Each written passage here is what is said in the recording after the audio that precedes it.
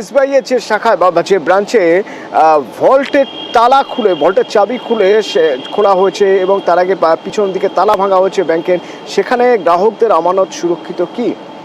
আমার সঙ্গে সমীর রয়েছেন সরাসরি। সমীর, যারা গ্রাহকরা যারা এখানে আমানত রেখেছিলেন তারা কি মনে করছেন, তাদের কি আশ্বস্ত করতে পেরেছেন ব্যাংকের কর্মচারীরা প্রথমত? আর দ্বিতীয়ত জানতে চাইব, গতকাল একরকম পরিষেবা বন্ধ ছিল, আজ পরিষেবা ঠিকঠাক?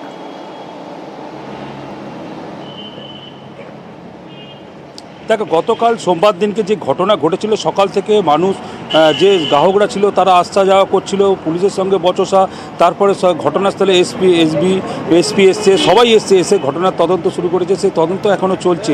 আজ সোমবার, আজ সকালবেলা থেকে বিশাল লাইন পড়েছে। গ্রাহকরা সবাই তাদের যাদের লকার আছে তারা সবাই ম্যাক্সিমাম এসছে। এখানে 700-র মতন লকার আছে, সেই লকার দেখার জন্য সকাল থেকে ভিড় করেছে।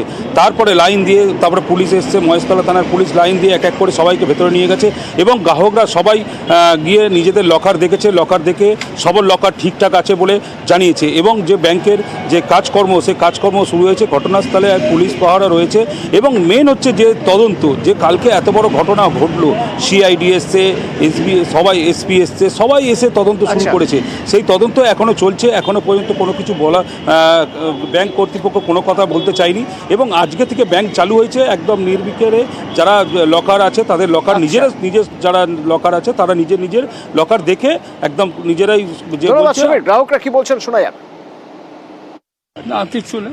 যে কালকে এরকম একটা ঘটনা ঘটেছিল সোমবার, সেটা এখন ডিসিপ্লিনের ব্যাপার, সেটা আমি কিছু বলতে পারবো না।